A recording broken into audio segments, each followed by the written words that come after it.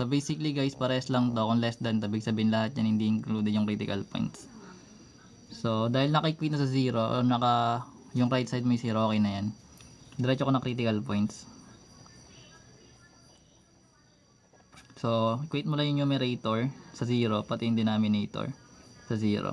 So basically magiging 7, eto magiging 1. So magkakaroon ka ng 7, then sa kabila magiging 1. So alam ko naintindihan yun. Kasi nililipat lang naman ng side yun eh. Then magpapalit ng sign. So which means, graph na natin. So pag in-drop mo yan, ito yung 0, ito yung 1, ito yung 7.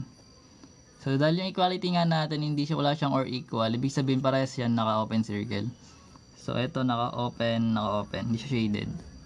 Then kuha ka ng test points. So the test points, ganun pa rin. Sa left na ito, kung available yung 0, gagamitin sa 0. Then sa pagitan na ito, kahit ano pili ka dyan. Pwede siyang 2, 3, 4, 5, and 6. Pwede ka mag-decimal kung trip mo. Siyempre sa pinakamadali ka na, which is yung pinakamalapit. That is 2. Then sa 7, pwede ka magkuha ng 100 kung gusto mo sa right. Pero yung kukunin natin yung pinakamalapit, which is 8. So ibig sabihin magkakaroon tayo ng x equals 0, then x equals 2, then x equals. Sige ya, gawin mo yan ya. Paglaban mo yan. So meron tayong test point na 0 to 8. Okay? So lagay natin dito.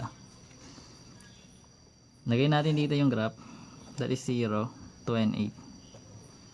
Open circle. Yung test point natin, remember that is 0, 2, tapos ay 7 pala to.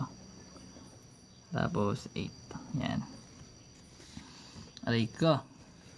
Hi. So meron tayong mag-check na tayo test point. So meron tayong x equals 0. Pa-plug lang natin yung dito. So meron tayong 0 minus 7 over 0 minus 1 less than 0. So magiging negative 7 over negative 1 yan. Then less than 0. So yung negative divide negative magiging positive. So magkakaroon tayo doon ng paglaban nyo yan guys. Magkakaroon tayo ng 7 or 7 na lang. Less than 0. Siyempre yung positive is greater lagi yan sa 0. That's why this is false. So x to. Then sa case naman ng 2, 1 pala to. So 2 naman yung kunin natin.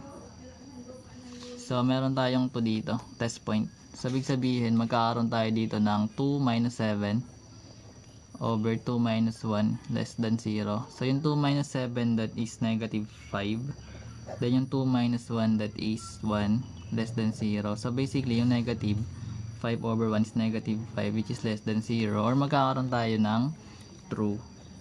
Kasi negative number is less than 0 talaga. So which means shade mo to yung part na to. Then test point natin yung 8. So ganun din gagawin. Magkakaroon ka ng 8 minus 7 over 8 minus 1. Then less than 0. Yung 8 minus 7 is 1. Yung 8 minus 1 is 7. Then less than 0. Yung 1 over 7 is greater than 0. Then this is false. So kung false to guys, ito is x. So basically ito yung solution set mo. So kapag open circle yan, babasahin mo lang siya left to right. So unang tatamaan yung 1. Then punta ka sa 7 kasi yun yung number. So kapag open circle, parenthesis lang yan. Ibig sabihin yung solution set natin is from 1 to between 1 and 7. Hindi kasali yung 1 and 7 na between. Ibig sabihin pwedeng 1.00001 hanggang 6.9999999 lang. So bawal yung 7 tsaka 1 kasi they are not included. Or pag in-interval natin to guys, or sinet builder pala, magkakaroon ka ng x such that x is an element of real number where x is less than 1 ay less than greater than 1 but less than 7. Yan.